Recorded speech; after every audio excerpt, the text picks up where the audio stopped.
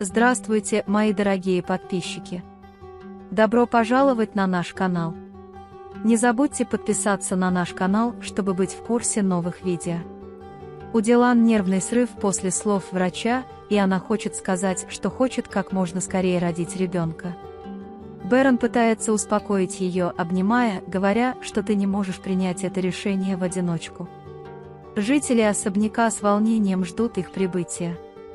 Когда тысяча осколков падает с лица Дилана и Барана, все со страхом ждут, что они скажут.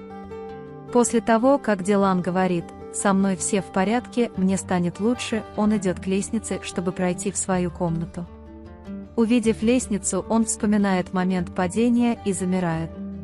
Когда Бэрон подходит к ней и обнимает, она говорит, что все в порядке, и они вместе идут в свою комнату.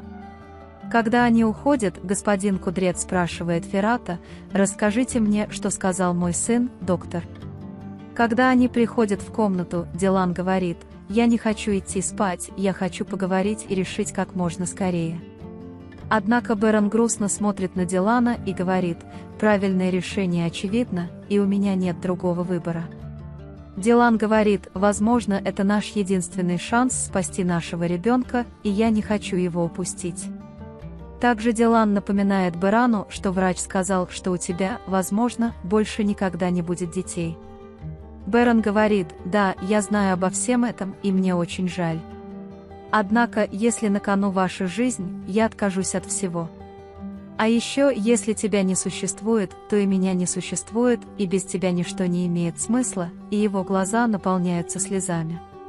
Дилан настойчиво говорит, что хочет сделать операцию, и говорит: «Я мать и не могу оставить ребенка». Бэрон не хочет говорить с таким накалом эмоций и хочет поговорить позже. Несмотря на то, что Дилан отказывается, Бэрон хочет, чтобы Диан прилегла и отдохнула. После того, как Бэрон выходит из комнаты, Дилан говорит своему ребенку: «Я никогда не откажусь от тебя, маленькая Коробей. Не отказывайся и от нас. Давайте бороться друг за друга». Баран идет в гостиную, и Гуль просит у Барана разрешения пойти к Дилану. Жители дома очень расстроены ситуацией. Бэрон с грустью задается вопросом, почему все это случилось с ним. Он не может вынести боли, от которой страдает, и говорит своей семье, что не может отказаться от Дилана. После этого к Барану приходит Кудрет Бей и просит его стать сильнее. Он утешает Дилана и просит о поддержке: «Мы всегда с тобой, не волнуйся». Бэрон говорит, что ему следует отговорить Дилана. Затем он говорит: «Я хотел быть отцом больше всего на свете, и я почувствовал отцовство внутри себя с самого первого момента». Вспоминая момент, когда Дилан впервые сказал: «Баран, ты становишься отцом», он говорит: «К сожалению, быть отцом не моя судьба». После этого он говорит: «Я никогда не смогу принять выбор, игнорирующий жизнь Дилана». Дилан продолжает разговаривать со своим будущим сыном в своей комнате. Он говорит своему сыну: «Мы оставим эти трудные дни позади. Я знаю, что ты не сдашься, как твои мать и отец». Он также говорит отцу не сердиться и говорит так из-за боли. Гуль приходит к Дилану, обнимает Дилана и плачет.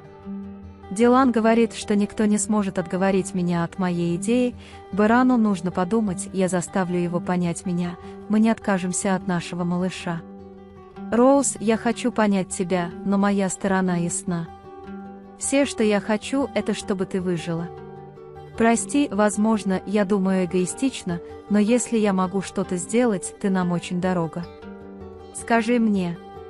Он выходит из комнаты. Пья чай с Джавахиром, он думает о том, что сказал рыбак Феррат о Джавахире и поэте. Затем, когда вы спрашиваете Джавахира, как началась ваша вендетта, он говорит, что она настолько старая, что никто ее не вспомнит, но они очень опасные люди. Когда рыбак спрашивает, кто они, вы говорите, что не знаете их, почему вам интересно. Рыбак говорит, что я просто попросил поболтать. Бэрон готовит и приносит что-нибудь Дилану. Но у Дилана нет аппетита. Когда он откусывает кусочек и отпускает его, он снова предлагает его съесть Барану. Дилана убеждает съесть это, говоря, что это для нашего ребенка.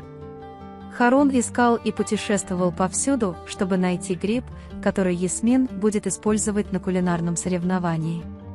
Пока Дилан говорит «давайте поговорим с малышом и поблагодарим отца», он выглядит очень мило для матери и для вас, Бэрон внутренне злится. Потом он подходит к кроватке и вспоминает время, когда ему подарили.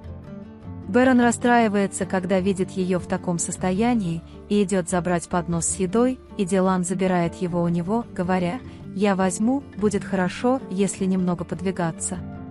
Разговаривая с сестрой, Кадер узнает, что она больна, и переживает за нее. После того, как Дилан приносит поднос на кухню и оставляет его, он находит на прилавке именной ящик, который купили для него Гюль и Ферат. В этот момент к вам подходит госпожа Азади и спрашивает: «В этой коробке никто ничего не писал, с вами все в порядке?» Дилан говорит, что со мной все в порядке, спасибо.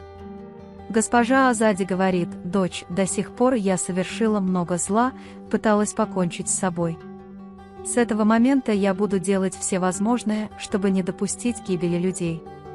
Он поднимает моральный дух Дилана, говоря: «Я всегда с тобой, если тебе что-нибудь понадобится, просто дай мне знать». Когда Дилан уходит, он раскрывает руки и молится за Дилана, Барана и ребенка. Когда Дилан возвращается в комнату, она видит, что кроватки нет, ее глаза наполняются слезами, и она паникует. Когда Бэрон выходит из раковины, он спрашивает его, где кроватка. Когда Бэрон говорит, что я удалил его, тебе становится трудно думать, Дилан говорит, как ты можешь это сделать. Бэрон говорит: «Дилан, я хочу, чтобы ты мыслил здраво и принял правильные решения». Дилан, все эти слова ставят под сомнение мое материнство. Что, по-твоему, произойдет, когда кроватки не будет? Ты думал, что я откажусь от своего ребенка, если не будет кроватки?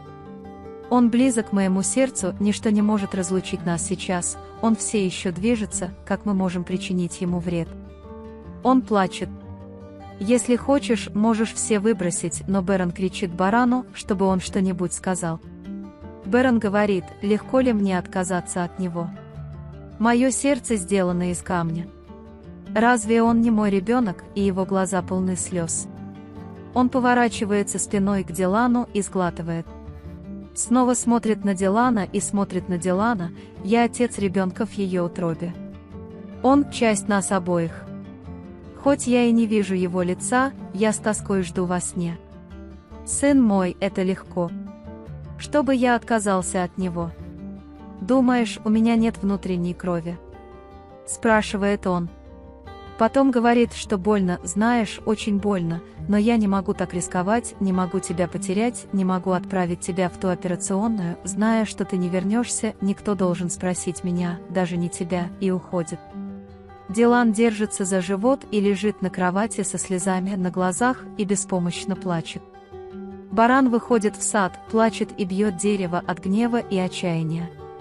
Ясмин готовит все необходимое для еды, но Харун остается незавершенным, когда не может найти грибы. У них первая драка из-за грибов. Пока Баран сидит в саду, к нему приходит дядя Ахмед и желает ему скорейшего выздоровления. Дядя Ахмед дает советы Барану, но Баран ничего не слышит, опасаясь, что с Диланом что-то случится. Когда он понимает, что Дилан наблюдает за ним из комнаты, он заходит внутрь. Бэрон говорит, что я должен что-то сделать с его братьями и отцом, иначе я потеряю его.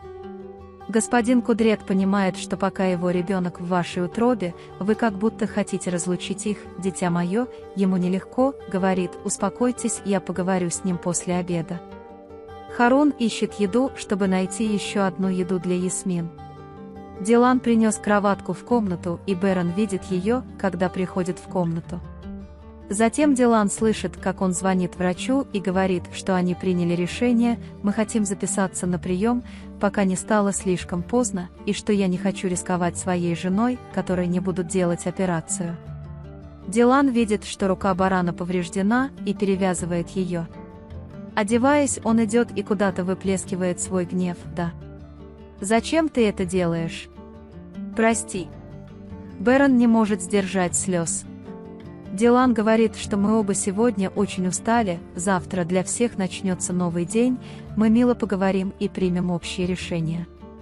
Когда Бэрон спрашивает, что вдруг изменилось, почему ты теперь так мило разговариваешь, Дилан отвечает, потому что я не хочу драться, разве мы не нашли ответы на самые трудные вопросы, он говорит, давай оденемся, спустимся к нашей семье, чтобы они не волновались. Отношения Харуна и Ясмин становятся очень напряженными. Когда Ясмин говорит, что собирается и уходит, Харун прощается и уходит. Пока все сидят в гостиной, приходят Дилан и Бэрон, и все молча смотрят на Дилана. Дилан говорит, не волнуйся, со мной все в порядке, мне просто нужно немного спокойствия.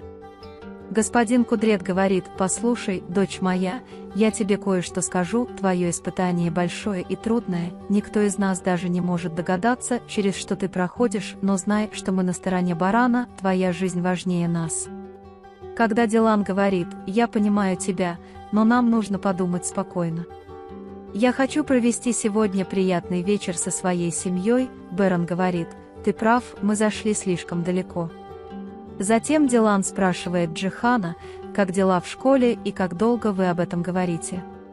Джихан говорит, мне было интересно, когда ты собираешься спросить. Джевдет и Цеврия даже спорят о том, насколько громко работает телевизор во время просмотра, надеясь, что ребенок проснется.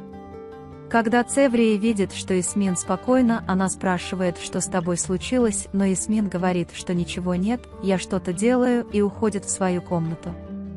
Джевдет и Цеврия считают, что это связано со стрессом соревнований. Пока Дилан рассматривает проект своего дома, к ней приходит Бэрон. Когда Дилан говорит, я смотрел на проект, я отвлекся, и стало немного лучше, Бэрон говорит, давайте посмотрим на него вместе. Когда Бэрон возвращает тему к проблеме ребенка и спрашивает, хочет ли он поговорить, Дилан говорит, нет, Бэрон, давай вести себя так, будто сегодня вечером все в порядке, хорошо. Когда Бэрон обнимает ее, она говорит, ты моя дорогая. Дилан не может сдержать слез, когда Бэрон говорит, ты моя драгоценность, ты моя жизнь, о которой мне плевать. Ясмин подвергает сомнению свои отношения с Харуном. Она смотрит на фотографии Харуна на своем телефоне и задается вопросом, серьезен ли он, как я. Бэрон засыпает, а Дилан не может заснуть, он наблюдает за ней и снова плачет, лаская ее лицо и волосы, затем целует ее в щеку и держит за руки. Ясмин приходит в магазин, но Харун опаздывает. Когда он звонит Харуну, тот не может дозвониться до его телефона. Дилан встает с кровати, собирается, прощается с бараном, пока он еще спит, берет ее сумку и чемодан и выходит из комнаты. Пока Ясмин пыталась готовить, пришел Джевдет и спросил, как идет подготовка к соревнованию, и Ямин услышал, как Харун остановил его на полпути. Он рассказывает, что ушел. Пока они говорили о том, можно ли спуститься в колодец по веревке человека, приходит Харун и говорит, что не поставит вас в неловкое положение в том соревновании, и откуда-то находит гриб и собирает его сам. Он оставляет его на прилавке и уходит из магазина. Вы можете поделиться своим ценным мнением в разделе комментариев. Не забудьте подписаться и включить уведомления о новых видео. Увидимся в следующем видео. Береги себя. До свидания.